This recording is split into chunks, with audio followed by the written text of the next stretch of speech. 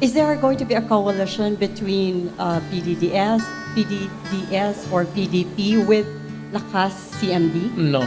No? No, I cannot. Because nandyan si Marcos.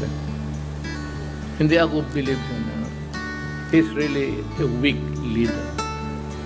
Kaya ako sabi, totoo yan, hindi ako naninira na tao. Talagang weak. Kasi spoiled child, only son. Of course, he can talk. He delivers English articulate. Pero ang-aral kasi kung saan-saan sa labas. Pero sabihin mo na may crisis, gano'n. He's a weak leader.